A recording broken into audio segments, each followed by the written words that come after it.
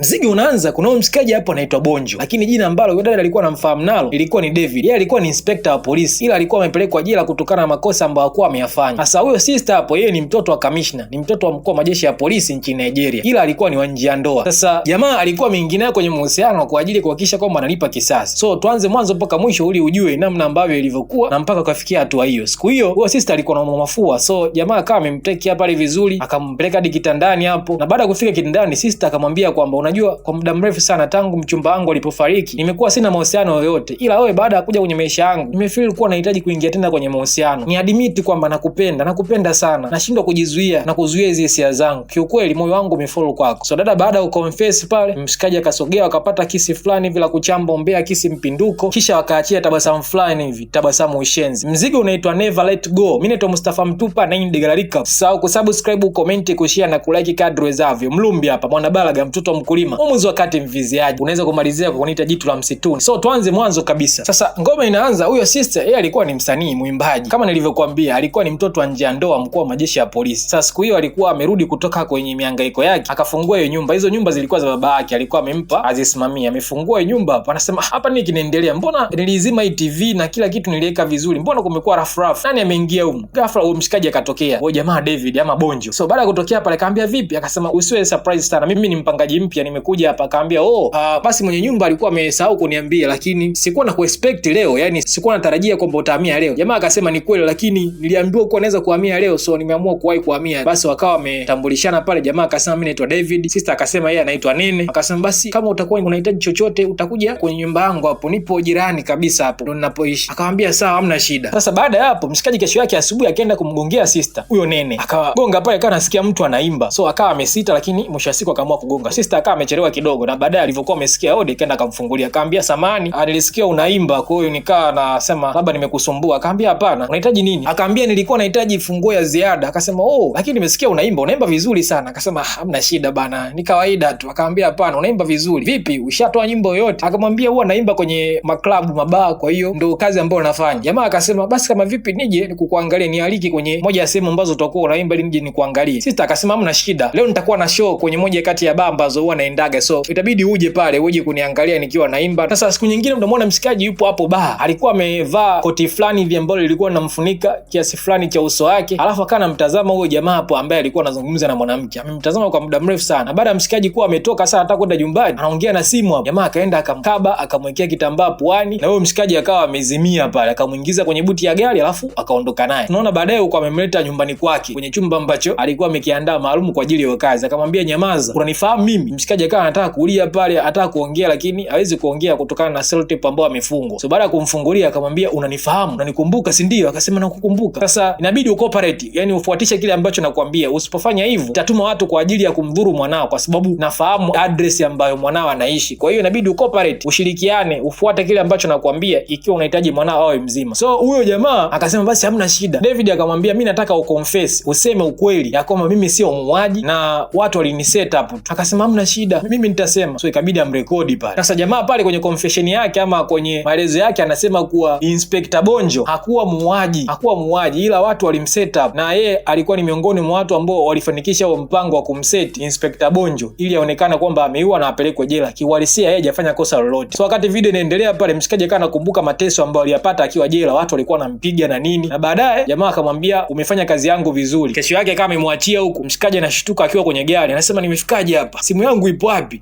Nini kimenikuta? Inabidi tu aendelee na mambo yake. Wakati mwingine tunaona mshikaji amemkuta dada hapo akiwa anafanya zake jogging, akamwambia vipi, naona leo una jogging. Akasema vipi uaga unakimbia mara zote asubuhi? Sister akasema mara nyingi sana nakimbia. Basi tu tunaungana. Akamwambia hamna shida yoyote. So akampa na maji pale, sister akawa amekunywa. Akamwambia lakini mbona kama leo hauko sawa hivi? Dada akasema niko sawa. Jamaa David akasema sioni kama uko sawa. Kama kuna shida yoyote unaweza kuzungumza na mimi. Najua tufahamiani vizuri, ila unaweza ukashare tu na mimi. Sister akamwambia leo ni siku ambayo aliyekuwa mchumba wangu alifariki. Kwa hiyo kila ninapofikia siku hii kwenye mwaka huwa anakuwa sipo vizuri, namkumbuka sana. Akamwambia pole sana, ni maisha tu ya kawaida na kila kitu kitakuwa sawa. So baada ya pale sister akawa ameondoka. Siku hiyo asubuhi sister alikuwa anaenda zake kwenye mihangaiko yake, lakini akawa amepitia hapo kwa mshikaji. Baada ya kuunga mlango, jamaa kutoka amemkuta anashikilia mkono. Akamwambia vipi? Akamwambia bwana nilikuwa jikoni kule natengeneza kitu hivi nikaa nimejikata. Sister akamwambia pole sana, nilikuwa naenda mahali lakini acha ni cancel ili nikuhudumie. So akachukua first aid kit pale, boksi la huduma ya kwanza, akamsaidia kufunga hilo bandeji. David, leo ni siku yako mbaya sana, lakini kama vipi basi niweze kuoda kitu online ili kije hapa tule. Akamwambia mna shida, oda chochote kile ambacho unataka kuoda, mimi nitakula. Baadaye tunaona hapo wanakula. Wakati wanakula, mshikaji kana mtazama sana dada Nene. Akamwambia mbona unanitazama sana jamani, nasikia aibu. Jamaa akasema unajua nini, wewe ni msichana mzuri sana, wewe ni mwanamke mzuri mno, sijapata kuona. Akamwambia asante. Sasa kuna hiyo siku unamwona huyo mshikaji hapo ambaye amekuja hapo ndani anaitwa Kazim. Yeye alikuwa ni rafiki wa huyo Bonjo ama David. Akamwambia vipi, mambo yanaendeleaje, mipango inaendeleaje? Akamwambia kwa sasa nimeshaanza kazi vizuri, nimempata mtu wa kwanza wa confess, kwa hiyo jina langu linaweza likawa limefikia hatua nzuri ya kusafishika, lakini bado naendelea. Kwa jamaa ambaye ndo amemlipia huo mjengo wa kukaa, akamwambia inabidi uharakishe kwa sababu kodi ya hapa nayo inaelekea kumalizika, inabidi tufanye vitu kwa haraka ili jina lako lisafishike na mwisho wa siku kila kitu kirudi kama ilivyokuwa zamani. Akamwambia hamna shida. Siku nyingine hapo tunaona dada huyo anatembea zake, ameingia kwenye gari, lakini ghafla jamaa yetu David akawa ametokea hapo kwa nyuma kwenye siti ya nyuma, alafu akamkaba akamzimisha. Baada ya kumzimisha akamchukua mpaka sehemu yake ya kuja kuwaoji. Akamwambia wewe Bonjo, imekuwaje upo hapa? Ilibidi uwe jela saizi. Akamwambia nimetoka jela, nimelipa baadhi ya watu kwa msaada wa rafiki yangu kazi, kwa hiyo nimefanikiwa kutoka na nipo hapa kwa muda huu. Unajua ukiwa na pesa unaweza kufanya chochote. Akamwambia kwa nini ulinisaliti? Sister akasema samahani, sikuwa na chaguo, waliniambia kuwa ataweza kumsaidia mwanangu. Sasa baada ya hapo tunapeleka kwenye story. Sasa story ilikuwa ni hivi, mtoto wa mmoja kati ya mawaziri wa Nigeria alikuwa amesababisha mauaji. Sasa hapo akawa anamwambia huyu askari kwamba anaomba hiyo kesi angalie namna yote ya kuifanya mwanae asiende jela. Akamwambia hii kesi ni ngumu sana, kesi ni ngumu sana chifu, yani hakuna namna ambavyo inaweza nikafanya kuokoa hili swala. Akasema hapana, inabidi ufanye kitu. Akamwambia hapana, inabidi lazima ufanye kitu, mwanangu mimi hawezi akaenda jela, lazima uangalie namna ya kuitwist hii kesi. Akamwambia siwezi chief, yani siwezi kabisa kufanya chochote kiongozi. Akamwambia nitakupa na hela milioni 20. Akamwambia hapana, siwezi. Na hela milioni 30. Siwezi chief. Na hela milioni 50. Siwezi. Na hela milioni 70 nakupa, naomba hii kesi uisimamie vizuri, mwanangu asiende jela. So baada hapo tunaletwa sasa huku kwenye kituo cha polisi. Tunamwona mshikaji wetu ambaye ndo Inspector Banjo ama David kwa jina ambalo linajulikana kwa sasa, akawa na uzungumza hapo na huyo askari ambaye aliambiwa kula atapewa na hela milioni 70. Akamwambia kwa kweli bosi, mimi siwezi kufanya chochote ambacho unaniambia, hilo ni jambo baya sana kufanya, siwezi kumwambikia mtu mwingine kesi ni ngumu, kesi inabidi mtu ambaye amefanya mauaji ndio akamatwe, la sivyo siwezi kuelewa, mimi ni afisa wa polisi ambaye siwezi kuchukua rushwa. Akamwambia Utumba amesaidia sana jeshi la polisi, unafahamu, bali ya kwamba ni waziri lakini pia amekuwa akitoa pesa hata nje ya mfuko wake, inabidi uangalie kitu cha kufanya kwa ajili ya kumsaidia, hatuwezi kumwacha mwanao aende jela. Akamwambia boss, kwa heshima zote siwezi kufanya hilo jambo ambalo unaniambia nifanye. Sasa huyo dada ambaye yupo pembeni yake ndio ambaye amemteka hapo, ambaye yupo naye kwenye chumba kimoja, walikuwa ni wachumba. Sasa wamerudi nyumbani, wanazungumza hapo, jamaa anamwambia kwa kweli baby, siwezi kufanya kitu ambacho boss ameniambia. Akamwambia baby, kwani unanisikiliza? Sasa alikuwa na mawazo sana. Sasa baada ya hapo jamaa akapokea kiasi cha naira milioni 5 kwenye simu yake. Akasema hii pesa imetokea wapi? Mbona hivi? Hajakaa sawa, akapokea tena naira milioni 5 nyingine. Akasema hapana, hii pesa mimi siijui, inabidi niende kuripoti. Huyo dada akamwambia hapana, usiende kuripoti saizi usiku, nenda kesho, saizi benki zimeshafungwa. Sasa kesho yake asubuhi jamaa akiwa amelala, dada akaenda akamwambia mchumba wangu Banjo, njoo uone mitandaoni huko unaambiwa kumechafuka, watu wana testify against wewe, wanasema kwamba wewe ndio umeua, mlinzi amesema wewe ndio umeua, kila mtu anakushuku wewe umeua na watu wanataka ukamatwe, hebu angalia. Jamaa anasema hii haiwezi kaa sawa, hii sio mimi. Ikabidi aite kwenye kikao hapo cha nidhamu cha mapolisi, akawa anajitetea, anasema hapana, mimi sijafanya hicho kitu, nimekuwa setup, watu wameniseti tu, wamenisingizia. Wakaambia kila mtu ana testify kwamba wewe umeua, wewe pia bunduki yako imekutwa kwenye eneo la tukio, sasa unasemaje kuwa hujaua? Akasema hapana, haiwezi ikawa hivyo, mimi sijaua jamani, watu wamenisingizia tu. Hivi bosi, akawa anaambia bosi wake wa kituo cha polisi, waambie ukweli kwamba kuna mtu alikuwa anataka kutuonga ili tuiue hii kesi. Akasema kwa kweli wewe ndio umeua. Bosi wake pia kama amemkataa, akasema jamani, kaangalieni hata ushahidi wa kamera, CCTV kamera kama zipo pale muweze kujiridhisha. Wakamwambia hakuna CCTV kamera pale, kwa hiyo moja kwa moja tunaamini kile ambacho kinazungumzwa na watu. So mshikaji pale akawa anapata tabu sana kujitetea, akasema jamani, basi kama vipi muulizeni hata huyu mpenzi wangu, huyu yupo hapa, muulizeni. Huyo bosi akamwambia we dada, hebu elezea, huyu ni muuaji sio muuaji? Sister, kumbuka ni mchumba wa mshikaji. Akaanza kusema pale kiukweli Inspector Banjo ni mmoja kati ya mainspekta wala rushwa sana, lakini pia hiyo siku ya tukio alikuwa kwenye eneo la tukio na alikuwa amelewa na akaanzisha ugomvi na mwisho wa siku akafanya mauaji. Amekuwa akipokea pesa sehemu mbalimbali ambazo hazijulikani, amepokea naira milioni 10 jana usiku. Akasema jamani, hapana, mimi ni afisa wa polisi ambaye nafuata sheria, siwezi kufanya hivyo. Wakamwambia hizo pesa umepokea kweli au hujapokea? Akamwambia nimepokea, lakini zimeingia sehemu ambayo mimi sijui, yani sijui zimetokea wapi, nilikuwa nataka niende nikaziripoti. Wakamwambia Inspector Banjo, unaongopa. Akasema jamani, nasema ukweli. Wakamwambia hizo pesa zinaonekana kuwa zimetoka kwenye kampuni ambayo inasapoti masuala ya ugaidi. Akasema jamani, mimi sijafanya hivyo. So sister akaendelea kuchongea pale, nasema ndio amefanya, mimi namfahamu vizuri, amefanya hilo jambo. So baada ya hapo jamaa ndo akawa ameenda jela, walikuwa wamemset up hivyo kirahisi sana. Sister akawa anaomba sana msamaha pale, akamwambia mimi nishakusamehe, siwezi ukua, siwezi kufanya chochote, lakini nataka unifanyie kitu kimoja, nataka utestify, nataka uzungumze ukweli kwenye kamera kuwa mimi nilikuwa set up na sikufanya hilo jambo, na ukifanya hivyo basi nitakuachia, lakini usipofanya nitaondoka na maisha yako wewe pamoja na maisha ya mwanao. Akamwambia naomba unisamehe. Wewe hauna shida, mimi nimekusamehe, naomba tu useme hapo kwenye kamera. Dada ikabidi aseme ukweli bwana kwenye kamera pale, na jamaa akachukua ushahidi. Sasa huku penzi paja, unaambiwa penzi nazi kilo moja, penzi shata shata. Hawakuwa wametamkiana kuwa wanapendana, lakini taratibu, unajua zile simu za usiku nyingi sana, kata wewe, mistake kukata bwana, kata wewe Mustafa Mtupa. Basi bwana wanazungumza, get to know each other, wanajuana sana. Jamaa akawa anamletea sana maua dada hapo kila siku maua dada anashangaa, maua mbona amekuwa mengi sana jamani, maua yanakuja na vinoti siku yako iwe nzuri jamani, hivi na hivi. Kuna siku jamaa ndo akakonfess akamwambia bwana, kwa muda mrefu sana nimejaribu kuzuia hili swala, sipo hapa kwa ajili ya kutafuta mchumba ama sikuwa nahitaji kuingia kwenye mahusiano, ila niseme tu ukweli, tangu niwe karibu na wewe nimejikuta ni fall in love na siwezi kujizuia, inabidi niseme tu kuwa nakupenda. Sister akamwambia nimekuelewa, lakini unajua kwa sasa sipo tayari kuingia kwenye mahusiano, sifikiria hayo mambo kwa sasa. Akamwambia tafadhali usinikatili hivyo, basi niambie hata kuwa utafikiria, nifikirie hata kidogo kwenye moyo wako, unipe nafasi. Akamwambia kuhusu kufikiria, siwezi kuacha kufikiria kwa sababu nyumbani kwangu kote kuna zawadi zako zimejaa. Sasa umechukua space kubwa kabisa ya nyumba yangu, pale ndani kwangu kuna maua mengi ambayo yamejaa, kwa hiyo siwezi kuacha kufikiria. Akamwambia mimi sitaki space kwenye nyumba yako, nataka space hapo kwenye moyo wako, nipe space hapo nikuoneshe namna gani ambavyo unaweza ukapenda mtoto mzuri, ukaglow natural. Sasa baada ya hapo akawa anaangalia movie. Hiyo movie ilikuwa inahusu mshikaji mmoja ambaye alikuwa analipa kisasi. Sister akawa anasema mambo gani, mbona nafanya vile marafiki zake. Jamaa akasema kuna muda watu wakimesa up na wewe inabidi waonyeshe kuwa wamemesa kweli, unabidi ulipe kisasi. Akamwambia hapana, inabidi mtu asamee. Akanampa story pa, unajua mimi wakati nilizaliwa nje ya ndoa, nilikuwa mtoto wa mchepuko, kwa hiyo nilikuwa namchukia sana babangu, lakini baada ya mamangu kuwa amefariki nikaona hakuna namna, inabidi tu nimsamee babangu na maisha mengine yaendelee, kwa nikamsamee. Mimi naamini sana kwenye kusamee. Akamwambia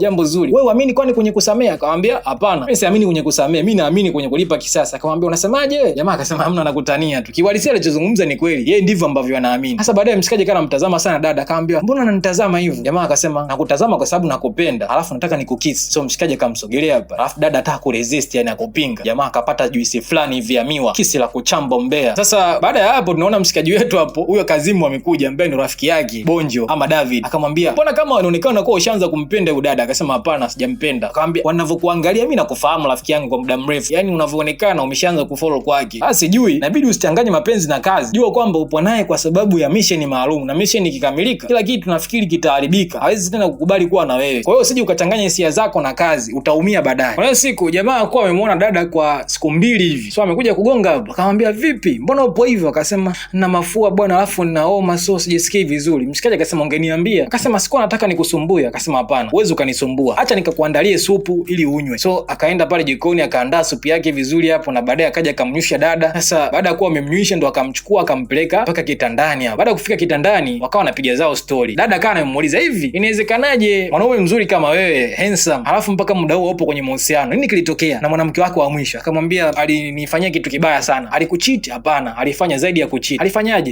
Ali break trust yangu, yani alivunja uaminifu. Akamwambia pole sana. Akamwambia lakini yule ilipo tofauti sana na wewe. Wewe ni msichana fulani hivi unaonekana kuwa una huruma, ni msikivu, yani napenda kila kitu ambacho kinahusiana na wewe. Kiukweli moyo wangu umeuteka mno, nikwambie tu uhalisia, nikwambie tu ukweli. Dada akawa amenyuka kidogo akamwambia unajua, baada ya mpenzi wangu Donald kuwa amefariki, niliamua kuwa nitakaa nje mahusiano kwa muda mrefu sana, inawezekana miaka 5 au 6, lakini tangu umekuja wewe kwenye maisha yangu naona kabisa nashindwa kujizuia, naenda kuharibu ile ahadi yangu ambayo nilikuwa nimejipa mwenyewe. Yani kuna kitu fulani hivi special ambacho nakiona kwako, sijawahi kukiona kwa mtu mwingine yoyote tangu Donald awe amefariki. So mshikaji baada ya kuambua vile kama amesogea kwa dada pale, likapigwa kisi fulani la kuchamba mbea. Sasa baada ya kuwa wamemaliza hapo kupiga kisi lao la kuchamba mbea, jamaa akamwambia vipi, kesho ni birthday yako, una mpango gani? Akamwambia sina mpango wote, mara nyingi birthday zangu huwa nasherehekea na baba yangu, lakini yeye atakuja Alhamisi, kwa hiyo itakuwa imeshapita. Akamwambia okay sawa. Baba yako anaonekana kuwa ni mtu mzuri sana. Baba yake sasa ndo kamishna wa polisi. Akamwambia ni kweli. Jamaa akasema ningependa kukutana naye. Akamwambia uone kama ni mapema sana. Akamwambia hapana, inaonekana baba yako ni mtu mzuri, kwa mimi ninahitaji sana kumuona. Akamwambia basi sawa, mimi nitawapikia, usijali, nitawapikia alafu mtakula, wewe na baba mtakuwa mmekula pamoja. Kwa bwana ikafika siku ambayo mshikaji inabidi akutane na baba yake nene ama sister huyo, na jamaa alikuwa anataka kukutana naye mahususi kwa ajili ya kumalizia kazi yake, kwa sababu huyo ndo alikuwa mtu wa wa mwisho wa kuconfess. So akawa amejificha pale. Baada ya mzee kuingia tu akampiga chupa ya wine. Mzee kama amedondoka. Alafu sister akasema, "Nini unafanya? Nini unafanya babangu?" Kaambia, "Babako sivyo hivyo ambavyo unafikiria. Babako ni polisi ambaye anakula rushwa." Akaambia, "Hapana, babangu mimi ni commissioner. Ni mtu ambaye ana heshima zake." Sasa ili kumweka sawa akamshika dada akamwambia, "Nisikilize kwa makini. Babako ndio ambaye alifanya mimi niende jela miaka 6. Babako mtu ambaye anakula rushwa ndio alini set up mimi. Alifanya yote haya ambayo yametokea kwenye maisha yangu. Mimi jina langu naitwa Banjo. Siitwi David, nilikuongopea ni inspector wa polisi ambaye nilikuwa set up. Watu waliniset kwamba nimeua, lakini ile kesi ilikuwa ni ya mtoto wa Azili, sio kesi yangu." Akamwambia, "Hapana, baba yangu hawezi kuwa polisi mla rushwa." Mshikaji ikabidi amchukue ampeleke kwenye chumba hiko. Alafu amfungie akamwambia, "Sipendi kufanya hivi lakini inanilazimu kufanya hivi kwa sababu unahitaji uhuru wangu. Kwa hiyo naomba unisamehe." So akatoka pale chumbani, akaenda akamchukua mzee hapo, akamwambia, "Sasa unakumbuka ulichonifanyia, si ndio? Sasa una mambo mawili tu ya kuamua. Either niondoke na mwanao, yani nipoteze maisha yake, ama ukihitaji kwamba mwanao aishi, basi wewe inabidi ukonfesi, useme kile ambacho ulikuwa umenifanyia, namna ambavyo ulifanya." Akamwambia pia na kuondoa hii salt tape. Hakuna kupiga makelele. Baada ya mzee kuondolewa hiyo salt tape akasema, "Kwa kweli usimuumize mwanangu. Mwache kama alivyo. Kwa sababu ukimuumiza nitajisikia vibaya na sipendi mwanangu aumie. Kwa hiyo nitakupa kile ambacho unakihitaji." So baada ya pale ndo akampa story kwamba yeye alikuwa amezungumza na bosi wake, yani mkuu wa kituo ambacho jamaa alikuwa anafanyia kazi, huyo Banjo. Na baada ya kuwa amezungumza pale, huyo mzee akamwambia kama huyo Banjo anasumbua sana, yeye ndo mpe kesi sasa, mpe kesi. Si hatuwezi tukakosa kiasi kubwa sana cha pesa kwa ajili yake. Mpe kesi kwamba yeye ndo amefanya hayo mauaji na mwisho wa siku kila kitu kiwe sawa kwa upande wetu. Kwa hiyo ikabidi tu amset up kwa sababu jamaa hakuwa anataka kucooperate. Kwa hiyo ikabidi amset up na maisha mengine yaendelee. Kwa hiyo baada ya hapo, baada ya ile story, mshikaji akamchukua video huyo mzee kwa sababu alikuwa amekubali. Mzee akazungumza ukweli wote, na baada ya kuzungumza ukweli wote, jamaa akaenda chumbani hapo kwa dada, akaenda kumuonesha video babake akiwa anazungumza namna ambavyo walikuwa wamemset up yeye. So akamwambia, "Kwa hiyo baada ya hivi kitu gani ambacho umekipata sasa?" Akamwambia, "Babako alirune up career yangu, yani aliharibu career yangu. Kwa hiyo mimi naenda kujisafisha jina langu." Akamwambia, "Kwa hiyo ukijisafisha jina lako, babangu mimi atakuwa anaenda jela, si ndio?" Akasema, "Sina namna, sina chaguo. Inabidi nifanye hivyo." Akamwambia, "Kwa nini pia ulinidanganya kipindi chote? Kwa hiyo ulikuwa unanitumia mimi, ulikuwa unaongopa kuwa unanipenda ili kuweza kumpata babangu, si ndio? Kiukweli umenichukiza sana. Yani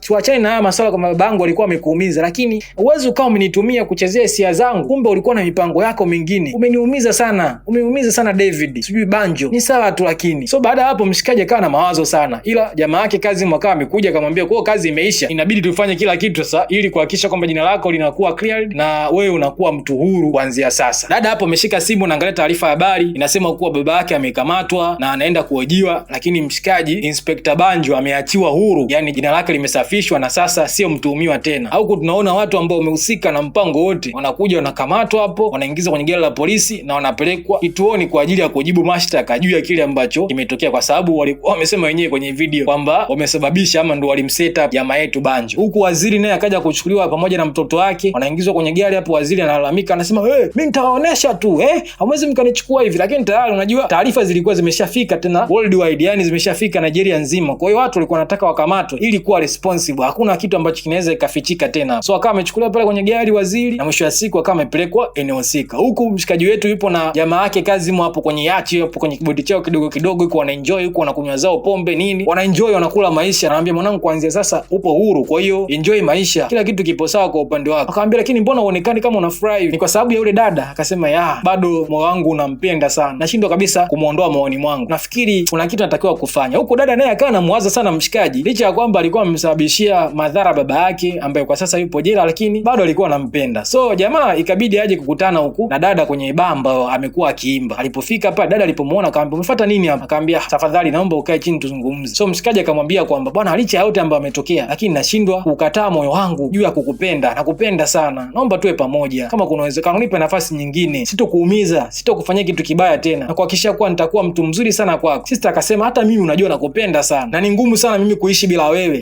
Moyo wangu umekupenda mno. Yaani sijawahi kumpenda mwanaume mwingine kama nilivyokupenda wewe baada ya yule Donald kuwa amefariki. Baada ya mwanaume wangu ama ex wangu kuwa amefariki. Lakini hata nikikukubalia, hatuwezi kuwa pamoja. Hatuwezi kuwa pamoja hata kidogo kwa sababu mwisho wa siku wewe baba yangu mimi nimekufanyia mambo mabaya ambayo imekufanya wewe ende jela, lakini pia wewe umempeleka jela baba yangu. So at some point lazima tu kutakuwa na hizo feeling ambazo zipo kwenye mioyo yetu. Kwa hiyo hatuwezi tukaa pamoja. Let's say labda nitakupa nafasi tuone namna ambavyo itakuwa. Lakini inaweza ikatokea ukataa kupropose kwangu ili unioe. Utaenda kumfuata baba yangu jela, umwambie kuwa unataka kunioa mimi, akupe blessing, atakupa nafikiri. Kwa hiyo haliwezekani hilo jambo. Mimi na wewe tubaki kuwa marafiki kama ushikaji, tuzungumze nini fresh, lakini hatuwezi kuwa kwenye mahusiano tena." Na baada ya hapo sister akawa ameondoka. Mshikaji kama bakiwa tu pale anatazama asijue ajibu nini, na mzigo wetu ukawa unaishi hapo. So tafadhali usisahau pia kusubscribe channel yangu nyingine inaitwa Movies za Kikorea. Hapo nimechanganya, kuna movies za Kikorea, kuna movies za Kinigeria, utaweza kuenjoy pale. Subscribe ili tuwe wengi zaidi, tujikusanye tuwe kijiji, ili tuweze kuenjoy movie tamu kutoka kwangu Mlumbi Mwanabaraga, mtoto wa mkulima, mwamuzi wakati mviziaji Mustafa Mtupa. Na hii hapa ni Digala Recap. Usisahau kusubscribe, comment, kushare na kulike kadri wezavyo. Chao.